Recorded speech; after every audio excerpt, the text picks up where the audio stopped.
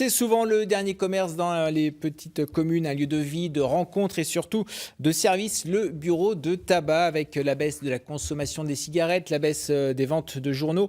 Le métier évolue, carte grise, compte bancaire nickel et bientôt des billets SNCF. La diversification, c'est le maître mot. Philippe Coy, bonjour. Vous êtes Bonjour. le président de la Confédération nationale des buralistes. Vous êtes en Haute-Vienne aujourd'hui.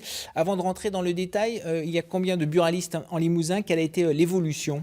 Alors, l'évolution, malheureusement, est à la réduction des effectifs. Il y a aujourd'hui 457 buralistes qui œuvrent sur ce territoire. Malheureusement, on dénonce 50 établissements fermés depuis ces 10 dernières années. C'est un métier difficile, on ne compte pas ses heures. On ne compte pas ses heures, c'est la loi du commerce. Et aujourd'hui, les pressions fiscales que l'on connaît depuis 15 ans nous amènent à de nombreuses fermetures et un sursaut aujourd'hui sur cette transformation. Je le disais, c'est souvent le dernier commerce de proximité, notamment dans les petites communes. C'est le commerce de proximité par excellence et souvent le dernier, notamment dans un territoire assez rural où on voit bien que dans 50% des cas, nous exerçons dans des communes de moins de 2000 habitants dans le Limousin. Alors, il y a une baisse de la consommation de tabac. Le métier évolue. Je parlais de vente de billets SNCF. Guillaume Pépi, le patron de la SNCF, l'a annoncé la semaine dernière.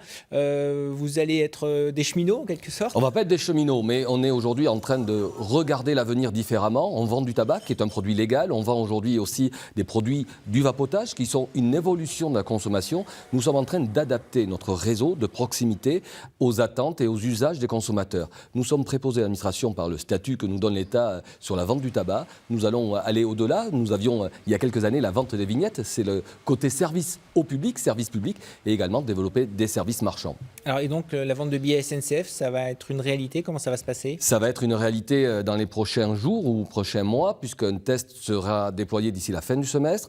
C'est un sujet que j'ai porté auprès de Guillaume Pépi, pas pour remplacer forcément les agents de la SNCF que je salue, mais pour donner plus de visibilité et plus de proximité. Je crois qu'on traverse une crise où les citoyens ont dit on est loin des services publics, on est loin des services du quotidien. Le réseau des buralistes, sa proximité, son maillage fait cette force.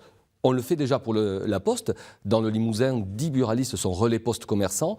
On vend des titres de transport urbain. Et maintenant, on vendra des titres transport pour la modalité globale. Alors, ce seront des billets TER. Ça va être expérimenté dans 4 régions. Est-ce que le Limousin sera concerné ou pas? Je ne peux pas, pour le moment, vous faire une belle annonce que vous auriez attendue. Les zones de test ne sont pas encore déployées. On va y aller pas après pas pour en faire une réussite. Il y a combien de personnes qui fréquentent les bureaux de tabac chaque jour? Le chiffre est assez impressionnant. Le chiffre est très impressionnant et vous faites bien de le saluer. C'est 10 millions de Français. Donc nous avons des opportunités commerciales, des services à rendre dans ce quotidien-là.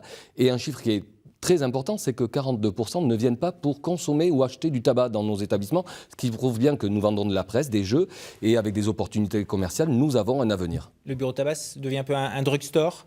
C'est un local du quotidien, oui, l'anglicisme me gêne un peu, mais c'est ça, c'est être présent dans le quotidien du Français. On l'a fait il y a 5 ans avec le compte en banque nickel, 47 points de contact dans le Limousin, c'est répondre aux débancarisés, répondre à un service, à une proximité, un lien humain qui est notre marque de fabrique. Philippe Coy, merci beaucoup d'être venu sur notre plateau.